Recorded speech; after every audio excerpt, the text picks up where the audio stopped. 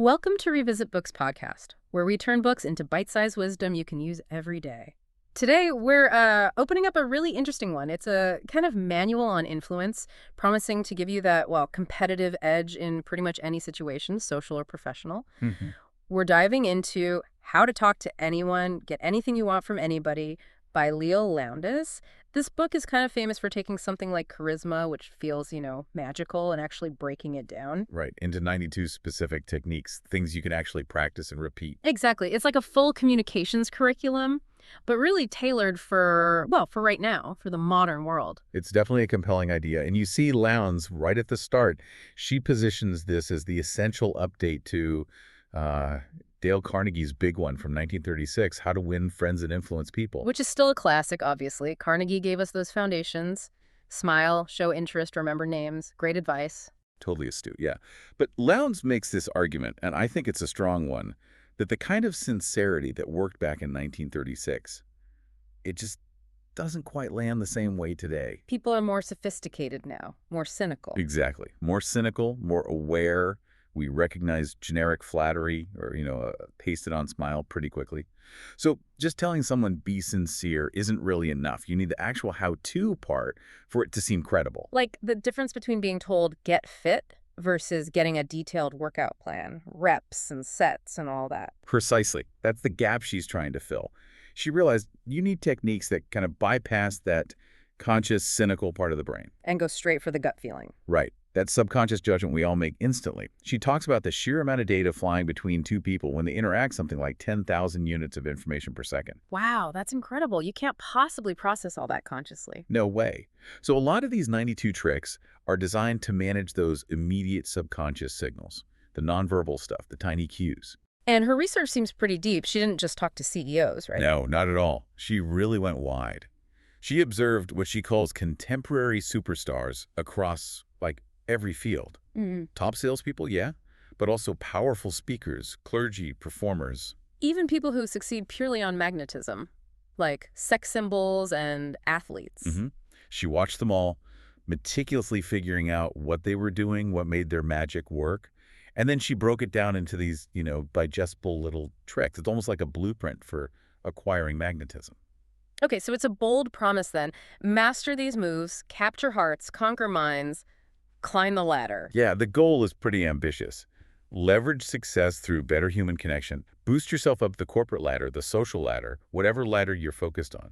So let's talk about who this is really aimed at. Who stands to gain the most from picking up these techniques? Lowndes seems to cast a pretty wide net, but she does specifically mention folks who feel, stuck. Definitely. She calls them the wannabes wandering around at the foot of the ladder. Yeah.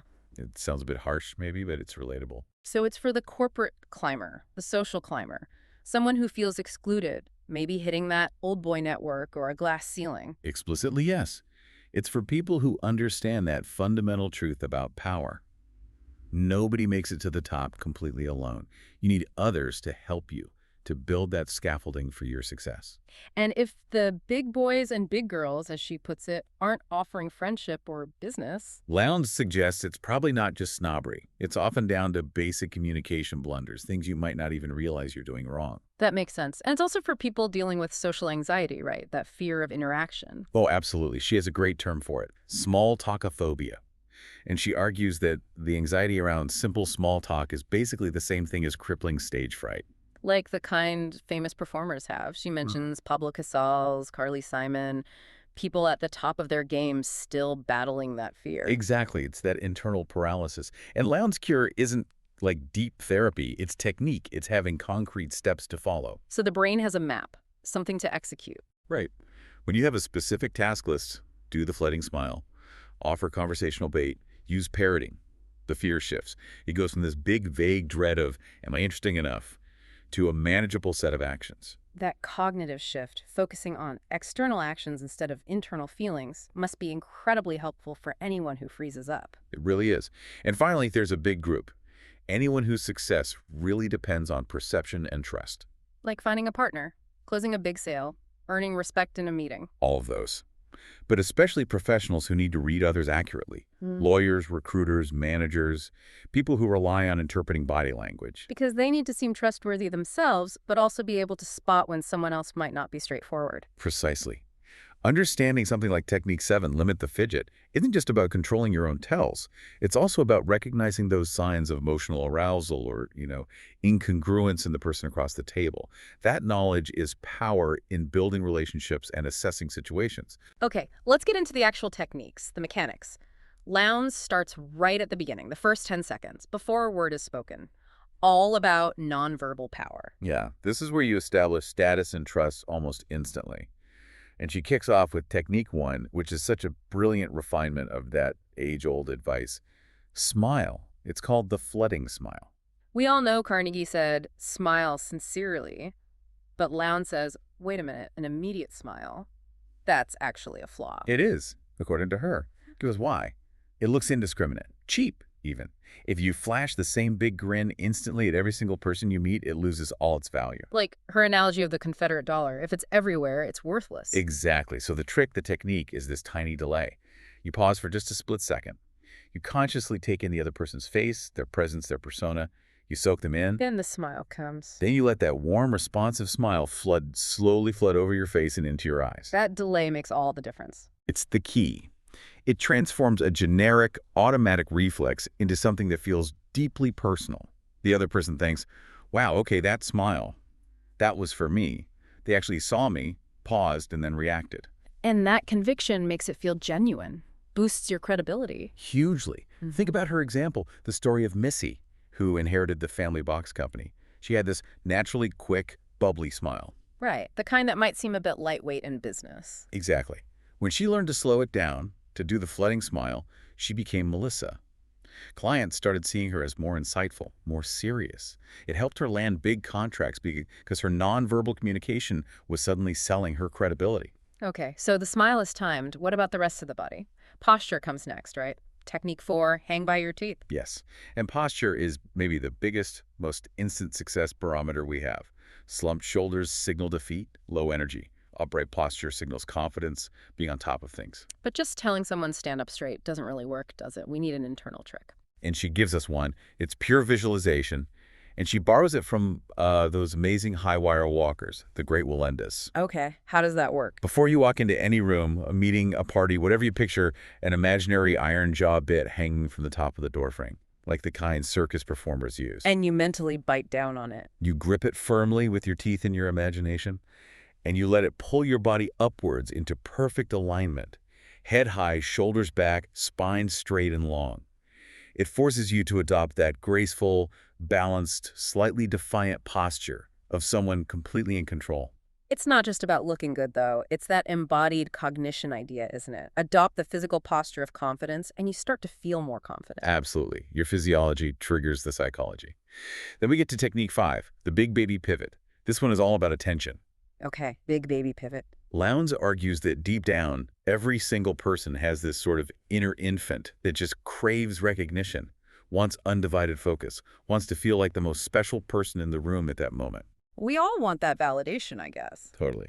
So the technique is, the instant you're introduced to someone new, you give them that same total body turn, a full 100% pivot, plus the warm smile, and the completely undivided attention you'd instinctively give to it, like an absolutely adorable, beaming baby. Turning your whole self towards them. Yeah. No distraction. Your whole physical being. It's a nonverbal shout that says, wow, I think you are very, very special, and for this moment, nothing else exists. And that works. Remember Carla? The woman struggling with the corporate big cats. She was just giving them a quick glance, a partial turn. When she started doing the big baby pivot, giving them the same focus she gave her little niece. Boom. Instant connection.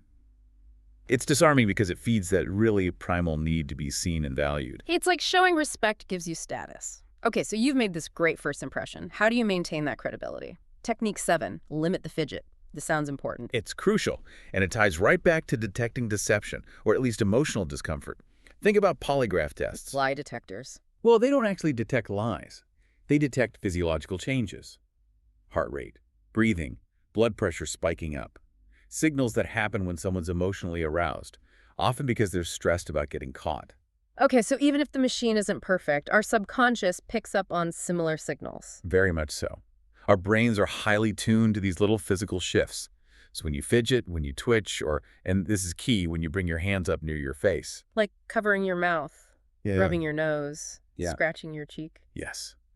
Those movements can subconsciously signal to the listener that you're feeling emotional stress. Maybe some incongruence between your words and feelings. They get that gut feeling you might be fibbing or hiding something, even if you're telling the truth. So the rule is just don't do it, especially when it matters. Ironclad rule, according to Lowndes. When the conversation really counts, negotiation, presentations, first date, whatever, resist that urge. If your nose itches, let it itch. Prioritize your external credibility over that momentary physical comfort. Wow, okay. So we've nailed the nonverbals. Now, section B, the actual conversation starts. Small talk. Lowndes has a kind of surprising take on this, doesn't she? It's not about deep facts. Not at first, no. She says small talk is really about music and melody. It's about making comforting noises together like cats purring. Like just establishing comfort, not exchanging vital information. Exactly. The primary goal is psychological comfort. If you dive straight into something intense or super factual, you can kind of violate the unspoken social rules. You need to ease in. And a big part of easing in is matching the mood. Critical. Before you try to steer the conversation anywhere, you have to sync up with the listener's energy level and tone of voice. Like that elevator story she tells, with the exhausted author and the super high-energy Mensa members. Perfect example. They were going a mile a minute about the elevator's mechanics, all intense and fast-paced. For her, being tired, it was jarring, overwhelming. If you meet someone who's quiet or seems worn out, you need to match that first. Start low-key. Long day, huh? Something like that? It's exactly. A simple, quiet observation. Match their energy level first, establish that baseline connection, and then you can gently try to lift the energy or shift the topic. Equalize, then lead. Okay, so you've matched the mood. Then you need something to actually say. This is where she talks about the courage of your triteness, based on Hayakawa. Yeah, Samuel Hayakawa, the linguist. His insight was that using really ordinary, even banal remarks, but delivering them with genuine sincerity and warmth is often the quickest way to put people at ease, to build common ground fast. Like his example during wartime, at that suspicious train station. Right, 1943, Wisconsin. People were tense, suspicious of strangers. What did Hayakawa do? He just complained about the cold weather and the train being late. Totally trite, obvious stuff. But it worked. It totally broke the tension. Because people respond more to the tone and the sincerity of these music than they do to the novelty of the words, especially first. It signals you're safe, you're normal, you share their basic reality. So embrace the mundane to start. Yeah. Okay. But once you're past that initial safe opening, you need something to keep it going. Technique 13. The what's it? The what's it? This is a fun one. A what's it is basically anything unusual or distinctive that you wear or carry. Like a unique lapel pin, an interesting tie, maybe an antique watch. Exactly. Something that makes other people curious enough to approach you and ask, excuse me, what's that? It's a conversation starter you wear. That's brilliant for overcoming approach anxiety, isn't it? It flips the script. Totally. You don't have to summon the courage to initiate. It gives them a reason, a hook. And importantly, it relieves them of the awkwardness of trying to figure out how to start talking to a stranger. It's a built-in, safe opening line for them. Takes a bit of guts to wear something deliberately eye-catching, maybe, but I can see the payoff. Definitely. Yeah. Now, related to starting points, we get to the common questions and how not to answer them. Technique 15. Never the naked city. Yes. Someone asks, where are you from? And the worst answer is... Just the name. Columbus, Ohio. Full stop. the naked city, because it just hangs there. It hangs there and puts all the pressure back on the asker. They suddenly have to rack their brain. Okay, Columbus. What do I know about Columbus? Uh-oh. Nothing. Now I feel stupid. It kills the flow. So instead, you offer bait. Yes. Conversational bait, tailored to who you think you're talking to. So, back to Columbus. If they seem like a business type, you say, I'm from Columbus, Ohio. You know, they call it the most American city in America because big companies test market all their new products there. Gives them something specific to grab onto. Or if they seem like maybe a history buff. Columbus, we actually have a full-size replica of the Santa Maria anchored downtown in the Scioto River. You're doing the work for them, making them look smart by giving them an easy follow-up. You're providing the next step. And technique 16, never the naked job, is similar, but for what do you do? Same principle. Don't just give a title or jargon. I'm economist. I'm an engineer. It means nothing concrete to most people. So you explain the benefit or give a little context? Yes, explain the benefit or paint a quick picture related to them. If you're a lawyer, maybe say, I specialize in employment law. Actually, right now I'm helping a local company sort out some tricky new regulations. It's amazing how fast things change. It makes it relatable, visual, lets them connect it to their world. This ties into the nutshell resume later, doesn't it? Exactly. Technique 25. We'll get there. But first, once the conversation's actually moving, how do you keep it going without, feeling like you're constantly performing? Technique 20. Parroting. This sounds easy. Maybe too easy. It feels like cheating, but it's incredibly effective. You literally just repeat the last few words the other person said. But key difference, you say it with a slight questioning inflection. So if they say, we just got back from a fantastic vacation, you say. A fantastic vacation, gently tossing the conversational ball right back into their court. It subtly prompts them to elaborate, to tell you more. And the psychological effect is? They feel intensely heard, validated. Remember the story Lowndes tells about being exhausted after a flight with her friend Phil? Yeah, she just parroted him the whole way home. Pretty much.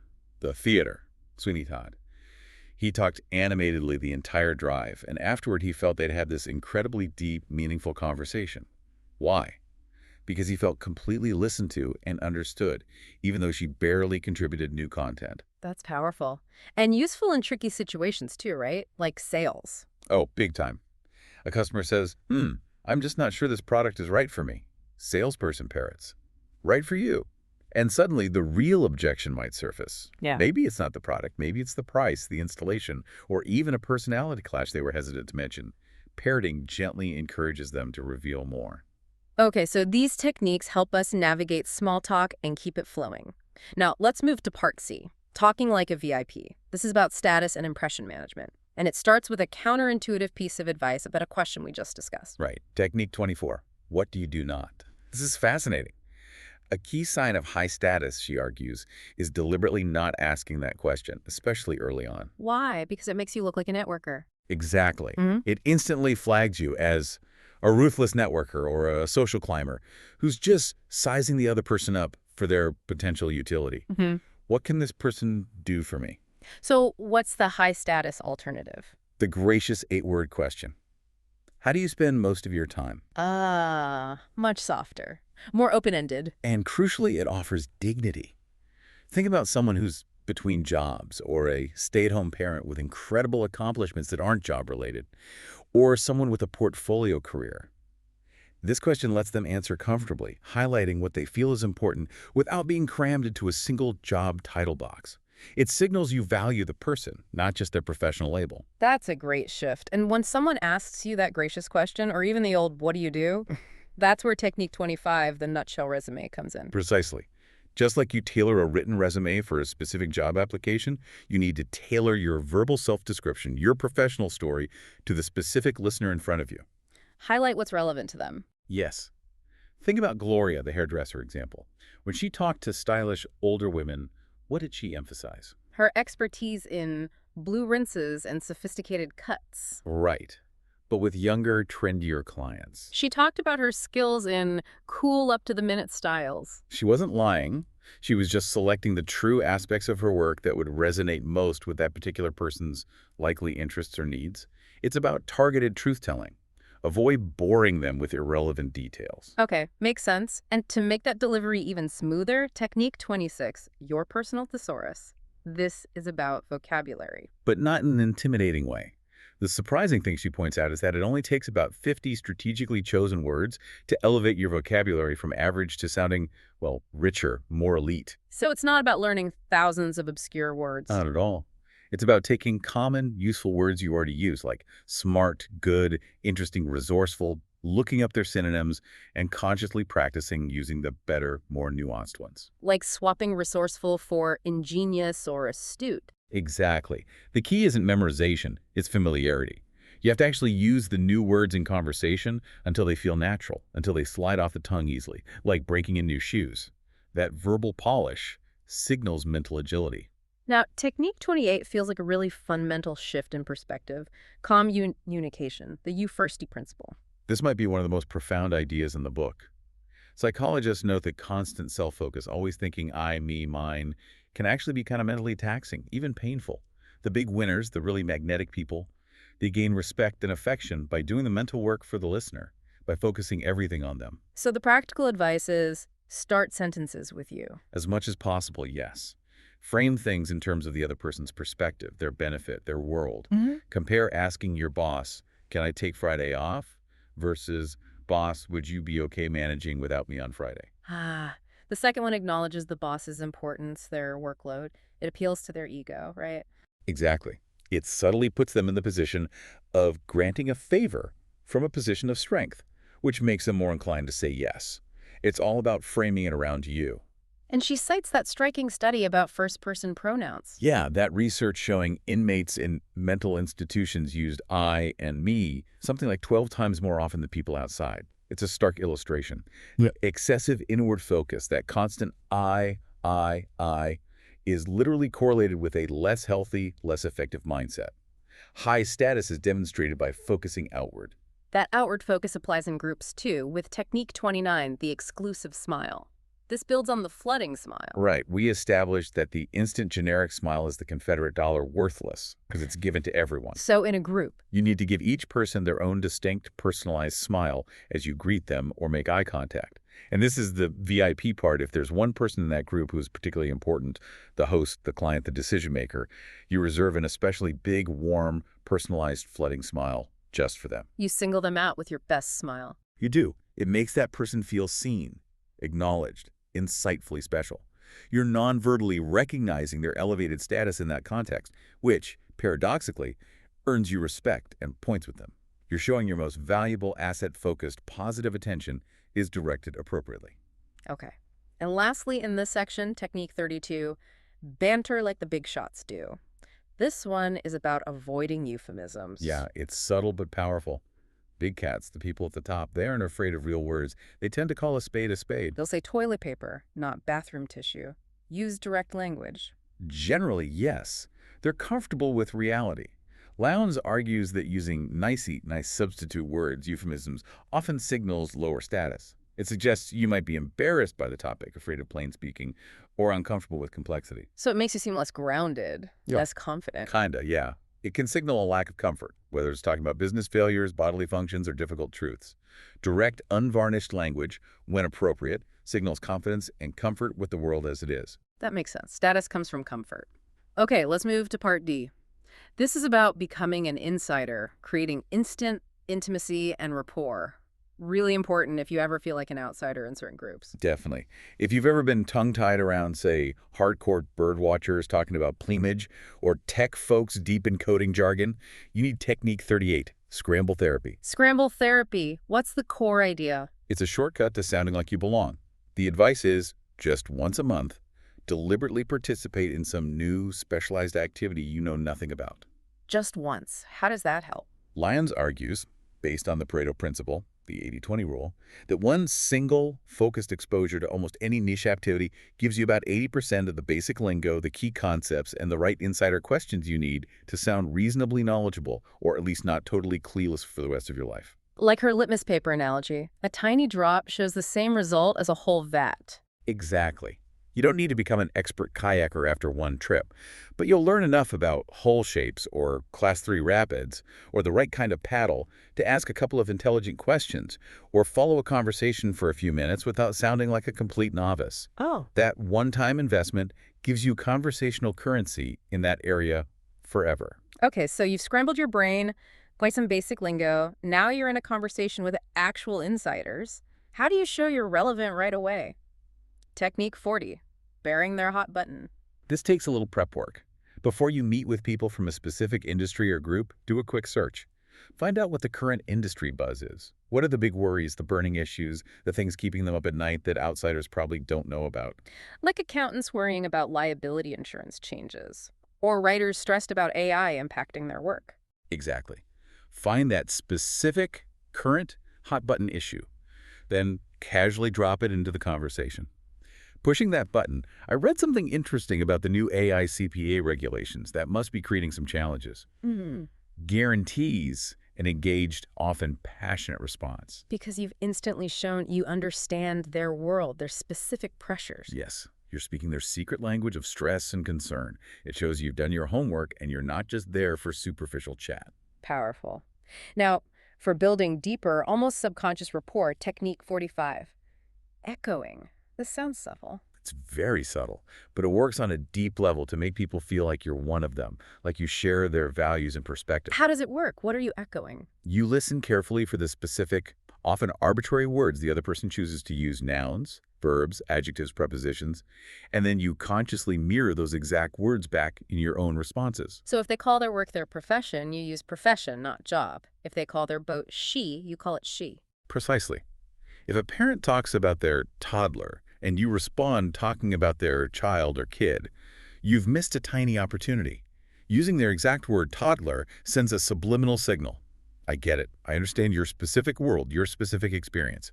Mismatching the vocabulary, even slightly, can unconsciously signal distance or difference. Wow, that level of detail really matters for creating that feeling of shared identity. It does. And for the ultimate feeling of intimacy, there's technique 49, premature we. Lowndes maps out 4 levels of conversation: cliches, facts, feelings, personal questions, and the highest level, using we statements. We and us being the language of close friends, partners, teams. Exactly. It signifies shared experience, shared fate. The Oh. technique of premature we is to deliberately skip the early, more superficial levels and jump right to level 4 by finding ways to naturally insert we or us into the conversation much earlier than you normally would with a new acquaintance or client. So instead of asking, what do you think will happen with the economy, you might ask, Do you think we'll manage okay through this economic downturn? Or commenting on a project, I think we can make this deadline if we focus. you're creating an instant partnership with language. You're subliminally framing the interaction as a shared endeavor. It implies partnership, shared risk, shared goals, which builds closeness and commitment remarkably quickly. Okay, these are powerful rapport builders, but what happens when things go wrong? We all make mistakes. Technique 88. My goof, your gain, turning errors into assets. This is critical because mistakes will happen. Let's use her example. Mm-hmm. You accidentally break a client's expensive, maybe irreplaceable vase. Oh, dear. Okay, what's the technique? Just apologize profusely and replace it. Apologize, yes, but just replacing it only gets you back to zero. It neutralizes the negative. To turn it into a positive, a relationship builder, you have to correct the mistake in a way that provides a benefit to the other person far exceeding the original loss. So don't just replace the vase. Replace it with one that's maybe 10 times the value, and then maybe fill it with fresh roses every week for the next month. Yeah. Go way over the top. So the mistake becomes the reason they receive this unexpectedly huge benefit. Exactly.